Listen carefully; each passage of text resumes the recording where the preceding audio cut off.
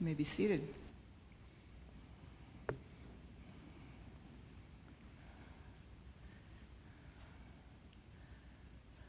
Almost every Monday, we hold a staff meeting here at the church. And last Monday, I think we were all a little stunned to realize that we are just about at the beginning of Advent. Just 3 weeks from today, the Advent wreath will appear, and a new year in the liturgical cycle begins. Now, that liturgical cycle thing probably doesn't mean a lot to you, and it doesn't need to, but one change you will notice is that when Advent begins, the Gospel of Matthew, as our primary source for Sunday readings, will be replaced with the Gospel of Mark. I will not be entirely sad to move on to Mark. For as much as rich as Matthew's gospel is, it contains more warnings about hellfire and gnashing of teeth than the other three gospels combined. Matthew's parable lessons are invaluable, but Matthew consistently follows them with an "or else" type of clause that can leave us scratching our heads about the nature of God.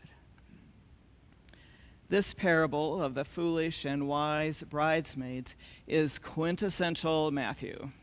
And if you find it confusing, troubling, or difficult to understand, well, join the crowd. In this parable, the bridesmaids are meant to represent us, and half of them seem to get punished because they fall short of doing their job perfectly. And what kind of good news is that? Instead of inspiring, the pressure to be perfectly prepared feels like a burden. But if we just look at this a little differently, it becomes clear that perfection is not expected, but persistence is. In this parable, the bridesmaids have waited for so long that they fall asleep. And when the bridegroom finally arrives, half of them are running out of oil for their lamps. Their friends refuse to share, which I think is a very interesting twist on Christian love, but it's not the point of this parable, so we'll move on. So half of them need to go find more oil. And when they get back, the host, whom we interpret as God, denies knowing them. Now really, who among us would think to plan for the person who invited us to the party to then leave us waiting in the dark for hours? And who would expect that when we did our best to fulfill our given role at the feast, we would be told, "Sorry, you must be at the wrong place. I don't know you." A literal interpretation of this parable makes no sense. If we are to make sense of texts like this, they must be considered within the overarching theme of the Bible. And that theme is that God desires to overwhelm us with her grace. Our catechism defines grace as God's favor towards us, unearned and undeserved. Paul writes in Romans that God's unmerited favor and graciousness is not earned by good deeds. If grace were conditional, it would not be grace. So, let's consider this parable of the bridesmaids through the lens of God's grace, and now see what it has to teach us. Is the teaching to be alert and not fall asleep? Well, no, because all of the bridesmaids fell asleep. Or might it be that we should be more prepared for every single one of life's twists and turns? Yeah, good luck with that. I think the message here has more to do with waiting, or more accurately, not waiting. When the bridesmaids found themselves lacking, instead of doing what they could with what they had, they rushed off to try and fix the situation so they would appear more prepared. And somehow they did find a 24-hour convenience store with a supply of lamp oil. They apparently assumed that being less than perfectly prepared would bring judgment by the bridegroom, Christ, or the master of the house, God. What if, instead, they had trusted in God's grace and forgiveness? They wanted to be ready for the coming of Christ, but their planning wasn't perfect. But instead of staying where they were called to be and trusting in God's love, they were afraid to appear inadequate before the bridegroom and master. So they run off to search for oil. And here's where we get into the troublesome part of this parable. When the bridesmaids return to the celebration, the master, God, says he does not recognize them because of their absence. The door is closed to them in the moment. But the parable does not say that their entry was ultimately denied. Perhaps it was just postponed. And perhaps God's statement of, "I do not know you," was a lament for a lost opportunity. We are not good at waiting, at accepting things as they are and turning to God to help us through the uncomfortable, the nerve-wracking, the sad, and the anxious feelings that can easily overwhelm us.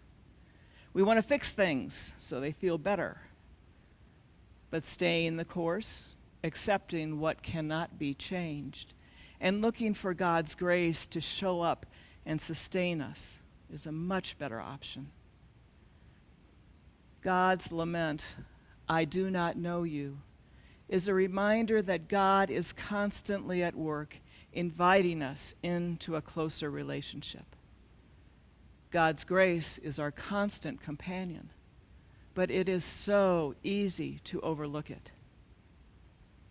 The bridesmaids wanted to do what they were called to do, but they fell short. By turning away and looking for a sort of cosmetic solution to their predicament, they cut themselves off from a chance to experience God's grace, acceptance, and unconditional love. On our pilgrimage journey last month, Deacon Terry, Jeanette Deagle, and I were in Europe for 14 days. And every one of those days was spent waiting for the rain to stop. We had rain every day.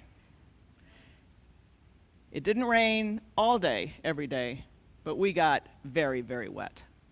And some days we got cold.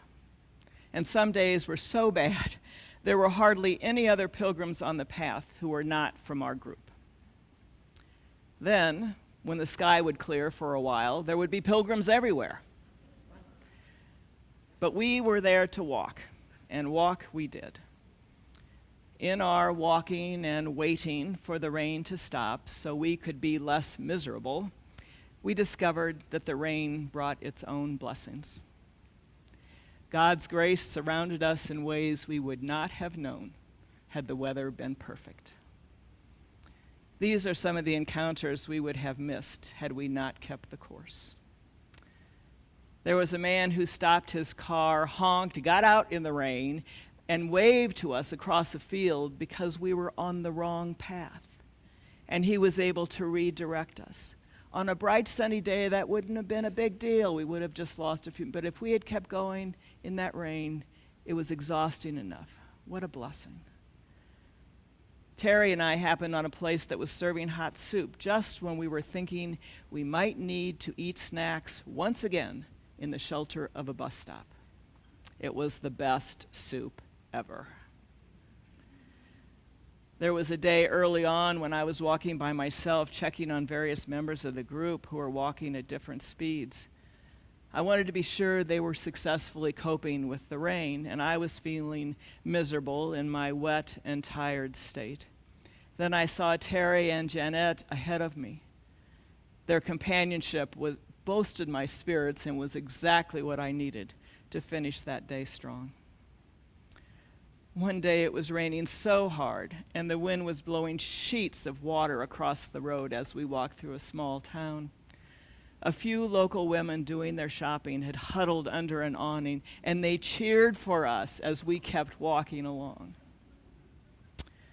On another occasion, with similar weather, sheets of rain blowing across vertically, Jeanette burst into a sort of dance with a cheer. "We're on the Camino!" Yes, we were.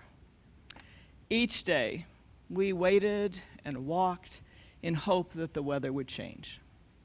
And we did that knowing that at some point we might fail, that safety would be our number one priority.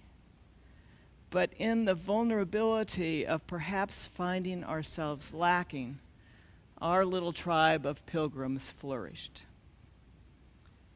The foolish bridesmaids weren't willing to reveal their frail humanity before the bridegroom, and in doing so, they missed out on some of the celebration. How much of the wonder and awe of God's love do we miss out on because the waiting is too hard, or we make it hard? Whether we're waiting in fear, longing, anticipation, misery, or grief, God is in it with us. And if we keep living the gospel the best we can, stop trying to fix what we can't fix, and trust in God's grace, God will be what we need God to be in our individual waiting. And for that, let us give thanks to God.